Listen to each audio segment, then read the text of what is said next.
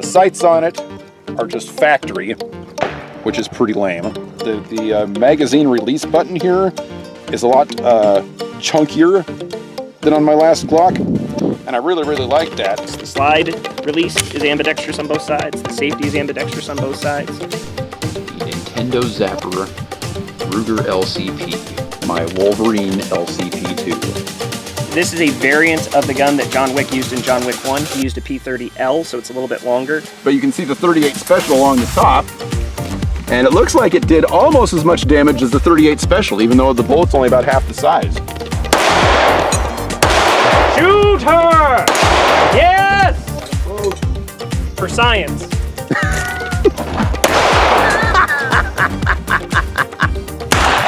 Oh!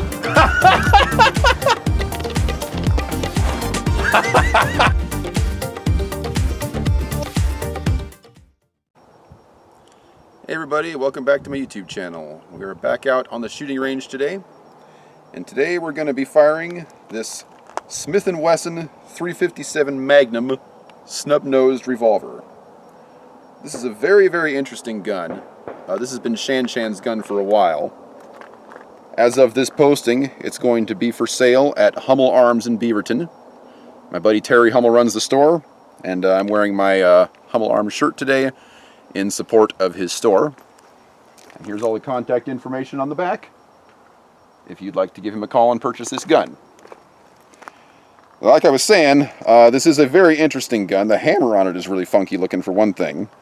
It does have some very nice Hogue grips on it, and one thing I do like about the grips, even though this is a very small gun, you can get all of your fingers around it very comfortably. And even if my hand was considerably bigger, that would still be the case. So that's really cool. Another nice thing about the gun, first of all, gun's empty,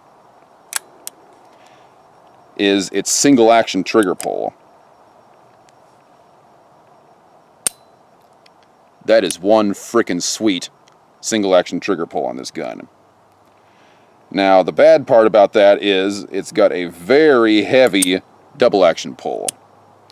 However, that is pretty much the norm for most of the modern revolvers out there. It's got a 2.5-inch barrel, although I didn't have any problems shooting it. It does kick quite a bit, even with the 38 Special, because it's such a small gun. I can't even imagine how much this thing would kick if you put 357s in it. And we're not going to find out today. I'm just going to be shooting 38 Specials out of it.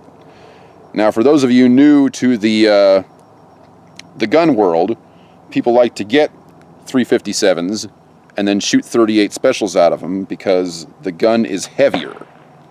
And with a heavier gun comes less kick. So if you get a 357 and shoot 38 Specials out of it, you'll be able to shoot the gun a little bit easier.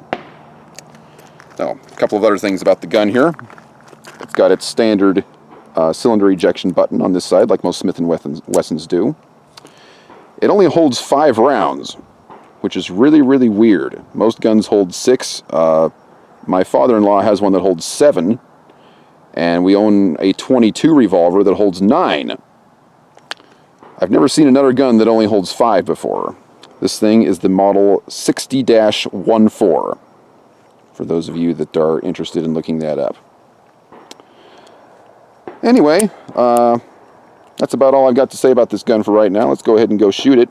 Well, real quick, since it was my gun, I originally got it for home defense when I moved into my own place for the very first time because of questionable neighbors. And I loved that gun. It was fun to shoot, and I have shot the 357s, and it nearly knocked me on my butt. I can believe it. I would actually recommend this gun for home defense. It's also pretty good for concealed carry because it's very small. By comparison, for most of you that follow this channel, you're familiar with my Wolverine LCP2. This one is only a little bit bigger than that. So, it's a very small, concealable gun. Which is one of the reasons that I got it, so that it easily could, fit next to the bed in a drawer. Yep. And the LCP is only a 380. This thing's a 357. So you've got a lot more bang for your buck, if you will. And I always liked the weight of it too, so that when I grabbed it to defend myself, I had it in it. Because it's got the very nice rubber grip going on here. Yes. Even in spite of all that, though, this thing still kicks like a mule, which Oh, yeah. I'm having trouble understanding why it kicks so much, but it does. But other than that, and the 5 rounds, and the heavy trigger pull, those are the only negatives about this gun as far as I'm concerned. It's small, it's compact, it's Smith & Wesson, so you know it's going to be reliable. It's accurate. It's a great home defense gun. It would be a great concealed carry gun. However, all that being said, you do need to take this sucker to the range and shoot it every once in a while because you need to get used to that kick. Oh, yeah. So, let's go ahead and load this puppy up. Once again, these are 38 special rounds. Ain't going to be shooting 357s out of it.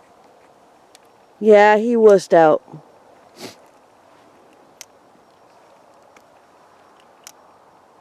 Don't worry, I would have wussed out too.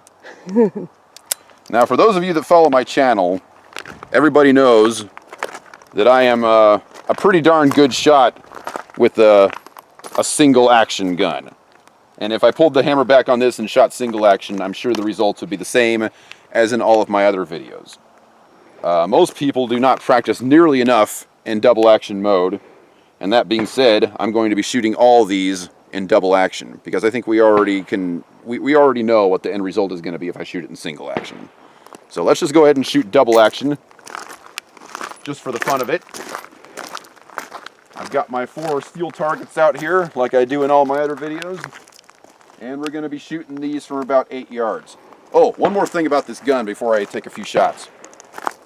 The sights on this gun are extremely low profile. It does have a high ridge here on the end, but this one is really, really low profile. Even more low profile than the original Ruger LCP, for those of you familiar with that gun. So that will make it a little bit more difficult to shoot.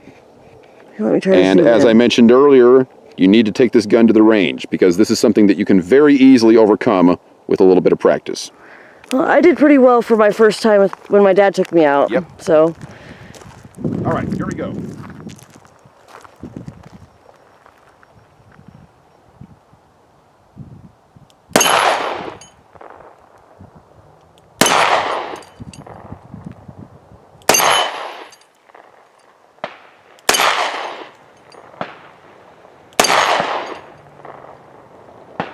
And that's 5.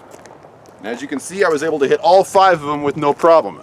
And I only practiced with 5 rounds before I got on camera. So, as you can see, and that was about 8 yards, which is what you're going to be shooting at in a pressure situation, more than likely. So, with just a little bit of practice, you could get very, very good with this gun.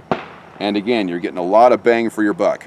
So, for a first-timer who's just getting into guns and such, I would actually highly recommend this gun, in spite of the kick. So, that being said, thanks everybody for watching, and have a great day.